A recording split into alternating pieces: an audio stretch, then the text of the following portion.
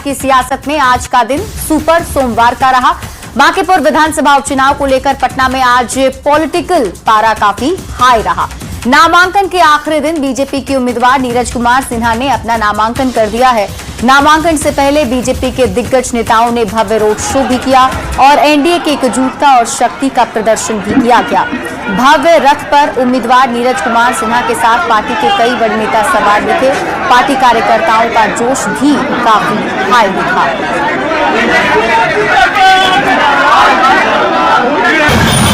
उम्मीदवार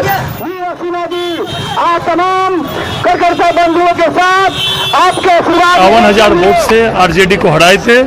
इस बार 51,000 से बेसी वोट से आरजेडी को हराएंगे। हमारे एनडीए के प्रत्याशी नीरज कुमार सिन्हा जी का नामांकन हो गया।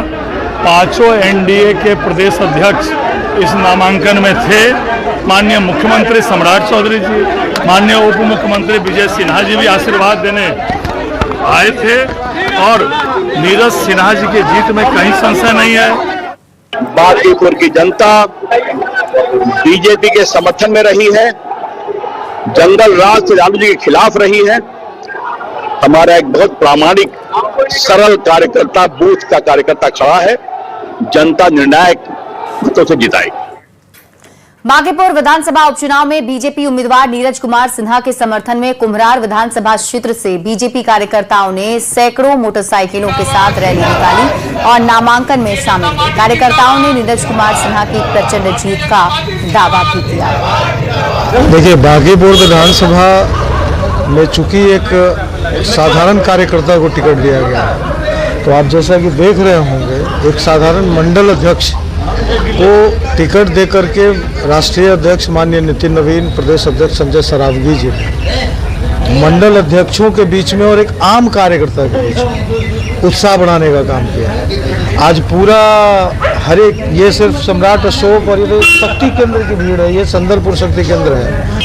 इस बार तो जितना ही जितना है वहाँ तो फिक्स मान के चलिए कि वहाँ का जो हम लोग का जो भारतीय जनता पार्टी का जो काम किया हुआ है उसी के आधार पर वहाँ तो जीत तय है। जैसे पहले नितिन नवीन जी जो जीतते आए हैं और जिस तरह से उन्होंने काम किया है, ये इस बार भी जीत वहाँ पक्की है।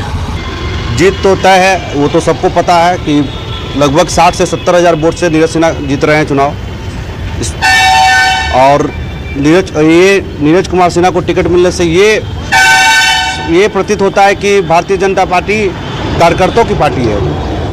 जेजेडी उम्मीदवार वीणा मानवी गिरफ्तार की गई हैं। पुलिस ने वारंट जारी किया था। 420 के मामले में गिरफ्तारी हुई है। पुलिस के साथ वीणा मानवी की नोकझोंक भी हुई। नामांकन के बाद गिरफ्तार की गई है वीणा मानवी ने बताया इसे है साजिश। बांकीपुर से उम्मीदवार हैं वीणा मानवी, जिन्हें गिरफ्तार किया गया है। हालांकि उन्होंने इसे साजिश बताया है।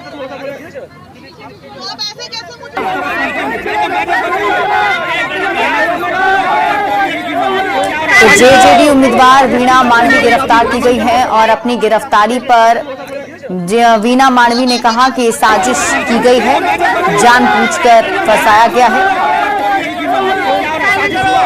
तो जनशक्ति जनता दल के राष्ट्रीय अध्यक्ष तेज प्रताप यादव ने वीणा मानवी की गिरफ्तारी का विरोध किया। तेज प्रताप यादव ने कहा कि वीणा मानवी को जानबूझकर फंसाया गया है। सरकार की तरफ से साजिश किया गया है, हमारे कैंडिडेट को जानबूझकर फंसाया गया है और ऐसा कोई मामला नहीं है। और ये आधी आबादी की बात कर रही थी और ये हमारा कैंडिडेट जो वीणा मानवी जी हैं बहुत अच्छी हैं, इनका नेचर भी बहुत अच्छा है और साथ ही साथ सब लोग इनका लोकप्रियता भी है और अपनी पार्टी जेजेडी जनशक्ति जनता दल की कैंडिडेट हुई है। तो षड्यंत्र कर रहे हैं लोग, ये षड्यंत्र ज़्यादा दिन तक टिकने वाला नहीं है। और इस बीच आपको वैशाली से बड़ी खबर बताते हैं। आर्मी जवान और उसके पिता की हत्या का मामला सामने आया। हत्या के बाद का एक्सक्लूसिव वीडियो भी सामने आया है। आरोपी पिता पुत्र ने मिलकर गोली मारी थी। वारदात में कई और लोग भी शामिल थे। बाइक से आर्मी जवान को ले जाते लोग दिखे हैं। जवान के पिता जमीन पर गिरे दिख रहे हैं। और बड़ी खबर वैशाली से है, जहां डबल मर्डर के 24 घंटे के भीतर ही पुलिस ने आरोपी का एनकाउंटर भी कर दिया। घायल आरोपी को गंभीर हालत में हाजीपुर सदर अस्पताल में भर्ती कराया गया है। घटना वैशाली के बिद्दुपुर की है। रास्ते के बाद में रविवार की सुबह पट्टीदार जगदीश राय ने आर्मी जवान जितेंद्र और उसके पिता की गोली मारकर हत्या कर दी थी। दोहरे हत्याकांड के बाद आरोपी का पूरा परिवार घर छोड़कर फरार था और पुलिस आरोपियों की तलाश में जुटी थी। इसी बीच पुलिस को जगदीश के पटना में होने की खबर मिली, जिसके बाद पुलिस ने उसकी घेराबंदी कर गिरफ्तारी कर ली है और उसे पटना से लेकर वैशाली आ रही थी। विद्युपुर थाना क्षेत्र में रहीमापुर गांव के पास आरोपी ने भागने की कोशिश की और पुलिस का हथियार छीनकर फायरिंग भी शुरू कर दी। जवाबी कार्रवाई में पुलिस ने भी गोली चलाई और आरोपी जगदीश राय के दोनों पैर में गोली लगी है, जिसके बाद गंभीर हालत में उसे सदर अस्पताल में भर्ती कराया गया। वहीं आरोपी की फायरिंग में पुलिस की गाड़ी को नुकसान हुआ है। हालांकि कोई पुलिस जवान इसमें घायल नहीं हुआ है। आगे दो चार फिर धक्का दिए तो गाड़ी निकल गया तो सामने सीधा करके लगा दिए। फिर इनके पास पिस्टल था, पिस्टल इनके सीट पर रख दिए और मोबाइल बोले कि नहीं, मोबाइल भी गाड़ी में था, तो दोनों दिखा के और रख दिए इनके गाड़ी के आगे वाले सीट पर, फ्रंट सीट पर। फिर ये गाड़ी स्टार्ट करके चेक किए, हम लोग चले गए अपने दरवाजे पर। जाने के बाद ये मेरे दरवाजे पर हाथ पीछे करके आए और हाथ में पिस्टल लिए हुए। फिर हम बोले कि पिस्टल आप क्यों लिए हुए? उसके बाद मेरे सर पे ये लगा कर फायर करना था, ऐसे मतलब सर पे लगा के ना, ऐसे गर्दन मेरा पकड़ा और उसके बाद फायर करना चाहा। पिस्टल रखे हुए थे, सब जैसे तैसे इधर उधर लेके लहरा रहा है। पिस्टल वाले के लोग कर दिया तो हम उसके पिस्टल को, मोबाइल को गाड़ी निकलने के बाद उनके गाड़ी में रखवा दिए। फिर उनको बोले कि भाई आपका गाड़ी निकल गया, आप चले जाइए। गाड़ी में बैठ भी गए। गाड़ी में बैठने के बाद फिर क्या न क्या मन में आया है, पिस्टल लेके ऐसे छुपा के आया, कहा वो भाई किधर गया, वो भाई किधर गया, करते करते आया और मेरे बेटा को ऐसा पाया पकड़ा और एकदम सर पे गोली सका के फायर कर दिया। फायर तो करिए दिया, लेकिन किस्मत से बच गया। तो ये दोनों पिता पुत्र मिल करके उसके गाड़ी को गड्ढा से बाहर निकाल दिए और इसके बाद बोले कि आप चले जाइए। लेकिन वो चूंकि नशा में था तो वो जाना नहीं चाह रहा था और अनाप शनाप बके जा रहा था। इस तरह से करीब 1 घंटा का समय बीत गया। इसी बीच वो व्यक्ति जो है, तो जो गंगा सिंह का लड़का है रजनीश, उसको बाएं हाथ से उसका गर्दन पकड़ लिया और अपना पिस्टल निकाल करके जान मारने की नीयत से उस पर फायर कर दिया। संजोग बस गोली जो है सो बाएं आंख के बगल से गुजरी। वो चले गए हैं इलाज कराने के लिए। उसके बाद जो है सो उस व्यक्ति को और लोगों की मदद से पकड़ा गया और उसका जो है सो पिस्टल छीना गया और थाना को खबर हुई। थाना की टीम यहाँ पर आई, इन लोगों के द्वारा थाना को उसको हैंड ओवर किया गया। बड़ी खबर वैशाली से है, जहां डबल मर्डर के 24 घंटे के भीतर पुलिस ने आरोपी का एनकाउंटर कर दिया। घायल आरोपी को गंभीर हालत में हाजीपुर सदर अस्पताल में भर्ती कराया गया है। घटना वैशाली के बिद्दुपुर की है। रास्ते के बाद में रविवार की सुबह पट्टीदार जगदीश राय ने आर्मी जवान जितेंद्र और उसके पिता की गोली मारकर हत्या कर दी थी। दोहरे हत्याकांड के बाद आरोपी का पूरा परिवार घर छोड़कर फरार था और पुलिस आरोपियों की तलाश में जुटी थी। इसी बीच पुलिस को जगदीश के पटना में होने की खबर मिली, जिसके बाद पुलिस ने उसकी घेराबंदी कर गिरफ्तार कर लिया और उसे पटना से लेकर वैशाली आ रही थी। बिद्दुपुर थाना क्षेत्र में रहीमापुर गांव के पास आरोपी ने भागने की कोशिश की और पुलिस का हथियार छीनकर फायरिंग भी शुरू कर दी।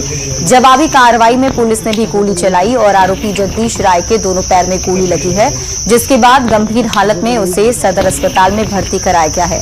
वहीं आरोपी की फायरिंग में पुलिस की गाड़ी को नुकसान हुआ है। हालांकि कोई पुलिस जवान घायल नहीं हुआ। पुलिस वाले को गोली चली है लेकिन घायल कोई नहीं हुआ है। जैसा कि आप देख रहे हैं कि जब जो गोली है वो अभी तक हम घटनास्थल का भ्रमण नहीं किया है। जो हमने गाड़ी का देखा है उसमें पीछे से लग रहा है कि 2 गन शॉट हैं, वो एंटर किए हैं और सामने से निकले हुए हैं। और जो एक्यूज जगदीश है उसको देखा, उसकी स्थिति सामान्य है। डॉक्टर साहब से बात हुई है और उसका इलाज चल रहा है। एक्सरे वेक्सरे हम लोग करवा रहे हैं। पैर में दोनों में घुटने के नीचे दोनों तरफ गोली एंट्री की और बाहर निकल रही है। अब तक हम पूछताछ भी करी हमने। अभी हम घटना से मुजफ्फरपुर से बड़ी खबर है। उत्पाद विभाग का बड़ा एक्शन देखने को मिला है। 13 शराब कारोबारी गिरफ्तार किए गए। जिले भर में छापेमारी कर कार्रवाई हुई है। कारोबारियों के ठिकानों से शराब भी बरामद की गई। कई थाना क्षेत्रों में एक साथ अभियान चलाया गया है। सभी को न्यायिक हिरासत में भेजा गया है। तो इस वक्त की बड़ी खबर आपको मुजफ्फरपुर से बता रहे हैं, जहां उत्पाद विभाग ने बड़ा एक्शन लिया। 13 शराब कारोबारी गिरफ्तार किए गए। आदेश के आलोक में मुजफ्फरपुर जिला के प्रत्येक थाना के क्षेत्रों के अंतर्गत लगातार छापेमारी की जा रही है अवैध शराब के विरोध में, जिसमें देखने को मिला है 13 शराब कारोबारी गिरफ्तार किए गए। जिले भर में छापेमारी कर कार्रवाई हुई है। कारोबारियों के ठिकानों से शराब भी बरामद की गई। कई थाना क्षेत्रों में एक साथ अभियान चलाया गया है। सभी को न्यायिक हिरासत में भेजा गया है। तो इस वक्त की बड़ी खबर आपको मुजफ्फरपुर से बता रहे हैं, जहां उत्पाद विभाग ने बड़ा एक्शन लिया। 13 शराब कारोबारी गिरफ्तार किए गए। आदेश के आलोक में मुजफ्फरपुर जिला के प्रत्येक थाना के क्षेत्रों के अंतर्गत लगातार छापेमारी की जा रही है अवैध शराब के विरोध में, जिसमें पूरे जिले से 13 व्यक्तियों की गिरफ्तारी की गई है, जिसमें लगभग 2868 पीस विदेशी शराब की बरामदगी हुई है।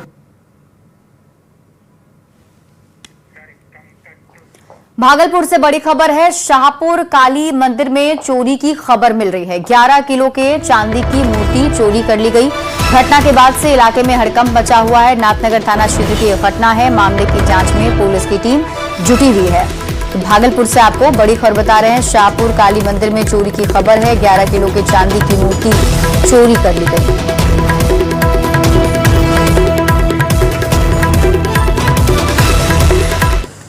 खबर बेगूसराय से, जहां 0 माइल स्थित एक निजी होटल में सगाई समारोह में आए परिवार को चोरों ने निशाना बना लिया। धनबाद निवासी फल व्यवसायी अमन राज के होटल के कमरे से 3 लाख रुपए नगद और करीब 1.60 लाख रुपए का मोबाइल चोरी हो गया है। इसी होटल के दूसरे कमरे में ठहरे एक युवक के 800 रुपए भी चोरी हो गए। पूरी वारदात सीसीटीवी कैमरे में भी कैद है। पीड़ितों ने होटल प्रबंधन पर सुरक्षा में लापरवाही का आरोप लगाया। पुलिस सीसीटीवी फुटेज के आधार पर जांच कर रही है और होटल के 2 कर्मचारियों से पूछताछ की जा रही है। एंगेजमेंट है और इसमें ठहरने का बुकिंग था। तो बुकिंग के दौरान क्या हुआ कि हम लोग सुबह में 4:30 बजे आए थे।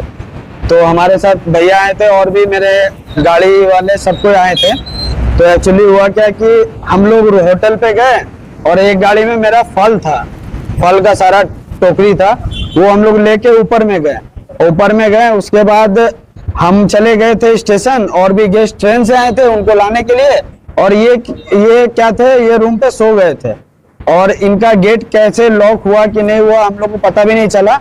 एक्चुअली इनका इतना बड़ा होटल है, गेट ऑटोमेटिक लॉक होना चाहिए, लेकिन लॉक हुआ कि नहीं हुआ, लॉक तो होना चाहिए ऑटोमेटिक, इतना बड़ा होटल है। अब इनका 2 लाख का मोबाइल भी चला गया। इसमें से मेरा 3 लाख रुपए का कैश था। मेरा पैसा रखे थे यानी तो देखो तो पैसा भी नहीं है, मोबाइल भी नहीं है। मेरा मोबाइल 2 लाख का। कौन सा मोबाइल? Samsung fold 5। कितने का होगा मोबाइल? 1,60,000। मैंने बगल में ही रखे हुए। हाँ, बगल में घड़ी भी रखा हुआ था, घड़ी नहीं ले गया, फिर मोबाइल ले गया।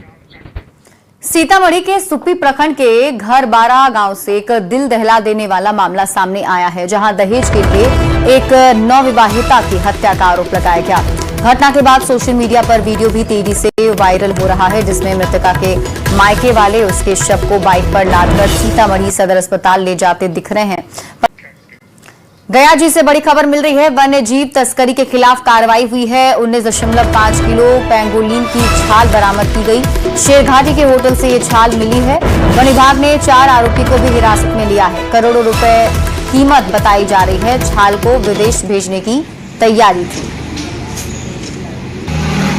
जब्त किया गया है KK पैलेस होटल से WCCD निजाम पैलेस की गुप्त सूचना के आधार पर और 4 अभियुक्त को पकड़ा गया है। इसमें पहले हैं मोहम्मद आफ्ताब, उम्र 50 वर्ष। दूसरे हैं मोहम्मद नवाब, उम्र 45 वर्ष। तीसरे हैं सरफू मियाँ, 81 वर्ष और मोहम्मद मुमताज़। बिहार में पर्यटन के लिए नए युग की आज से शुरुआत हो गई है। आज से अब पर्यटक बिहार के कई पर्यटन केंद्रों पर हेलीकॉप्टर से जा सकेंगे। मुख्यमंत्री सम्राट चौधरी ने बिहार में हेली टूरिज्म और एयर टूरिज्म की शुरुआत कर दी है। पर्यटन को बढ़ावा देने के लिए सम्राट सरकार की बड़ी पहल है। आज से ही हेलीकॉप्टर सेवा की बुकिंग भी शुरू हो गई। पहले चरण में पटना से वाल्मीकि नगर, पटना से कैमूर और पटना से राजगीर के लिए हेली टूरिज्म सेवा की शुरुआत की गई है। आगे और भी पर्यटन केंद्र को इससे जोड़ा जाएगा। लोगों को कम किराए में पर्यटन स्थल के दर्शन का मौका मिलेगा। सरकार की ओर से हेलीकॉप्टर जॉय राइड की सेवा भी मुहैया कराई जाएगी, जिसके तहत पटना के इलाके में 10 मिनट की हवाई सैर का मौका लोगों को मिलेगा। हमारी मुख्य सचिव बिहार श्री प्रत्यय अमृत सर द्वारा नई इबारत को मिला के जो इन्होंने हेली टूरिज्म और एयर टूरिज्म सेवा की शुरुआत की है, निश्चित रूप से हमें तो पूरा विश्वास है कि पर्यटकों को ये सेवा पसंद आएगी, पर्यटकों में यह सेवा लोकप्रिय होगी और उससे आप सभी पर्यटन क्षेत्र से जुड़े हमारे बिहारवासी हैं वो भी लाभान्वित होंगे। फ्राइडे, सैटरडे, संडे ये 3 दिन लोग जाकर वहां रहें, वहां की खूबसूरती देखें, वहां का जंगल देखें, वहां जानवर कैसे रहते हैं। टूरिज्म की व्यवस्था करने के बाद हमारे यहां लोग आएंगे, हमारी समृद्धि का रास्ता खुलेगा और ये दुनिया का डेंसेस्ट पॉपुलेशन वाला स्टेट है। अभी लोगों ने बापू टावर जाकर देखा तो कहा कि इससे अच्छा तो कुछ हो ही नहीं सकता। हम अपने चीजों को, हम बिहार के लोगों से जरूर आग्रह करें, हम स्वयं मार्केटिंग करें, क्योंकि हम ब्रांड एम्बेसडर जब तक नहीं बनेंगे बिहार के, तब तक बिहार नहीं बदल सकता। ये 14 करोड़ बिहारियों का दायित्व है, ये सरकार सिर्फ नहीं कर सकता है, हम तमाम लोग। मैं तो कहता हूं किसी गांव में आप चले जाइए, देश के किसी कोने में जाइएगा, इससे अच्छा सड़क देश के किसी कोने में आपके गांव तक नहीं मिलेगा। सासाराम में वाराणसी, रांची, कोलकाता भारतमाला एक्सप्रेसवे का निर्माण तेजी से चल रहा है, लेकिन कई किसान मुआवजा और जमीन अधिग्रहण की समस्याओं से परेशान हैं। किसानों का आरोप है कि अधिग्रहित जमीन का रिकॉर्ड सही नहीं है और एलपीजी समेत अन्य दस्तावेज नहीं मिलने से मुआवजा लेने में दिक्कत हो रही है। वहीं निर्माण के कारण कुछ जगह जलभराव और पानी निकासी की समस्या भी सामने आई। जिला प्रशासन ने किसानों की शिकायतों के बाद समाधान की बात कही है।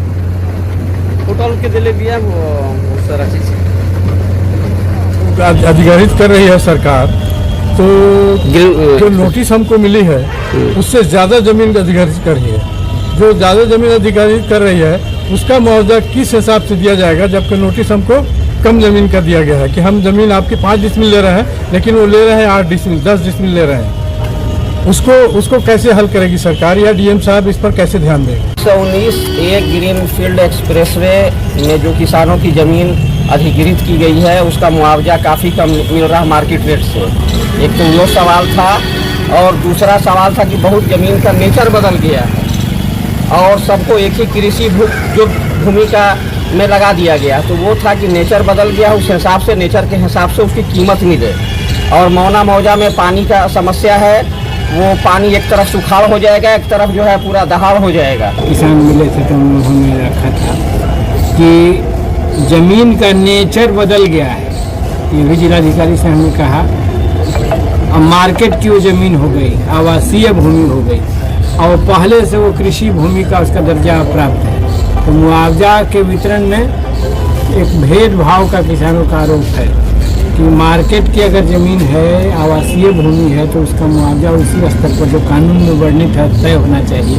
भारतमाला का काम काफ़ी तेज़ी से चल रहा है और जो संबंधित एजेंसी है उनके साथ बैठक भी किया गया था। जो प्रोजेक्ट पदाधिकारी हैं वो भी लगातार इसको देख रहे हैं, किसी प्रकार का परेशानी का सामना ना करना पड़े। जो संबंधित अनुमंडल पदाधिकारी हैं उनको इसमें नोडल बनाया गया है ताकि अगर कोई भी डे टू डे प्रॉब्लम्स आते हैं तो वो उसको देखें और ये इसके गति में किसी भी प्रकार का धीमापन ना है। सर, किसानों के जो भूमि अधिग्रहण किया गया था उन लोगों किसानों को मुआवजा क्या हुआ? बिल्कुल मुआवजा दिया जा रहा है। खबर नालंदा से है, जहां राजगीर के ऐतिहासिक धरोहर से छेड़छाड़ करते हुए कुंड परिसर में ही बोरिंग करने का मामला सामने आया है। एक तरफ गंगा, यमुना, अनंत ऋषि, व्यास कुंड, मार्कंडे कुंड और ब्रह्म कुंड में सप्तधारा की जलधाराएं बंद हो रही हैं, तो वहीं अनंत ऋषि कुंड में बोरिंग किए जाने के मामले ने हड़कंप मचा दिया है। स्थानीय लोगों ने नाराजगी जाहिर की और इस पूरे मामले का जांच कर कार्रवाई की मांग की है। झरना जो आज सूखने की कगार पर आ गई, लगभग द्रुत गति से ब्रह्मकुंड प्रक्षेत्र में जलधाराएं कमतर हो गया है, सूख गया है। यह चिंता की बात है। राजगीर का यह घटना राजगीर के पर आधारित पर्यटन पर आधारित छोटे छोटे व्यवसायियों की रोजगार सूखने के कगार पर चल गई है।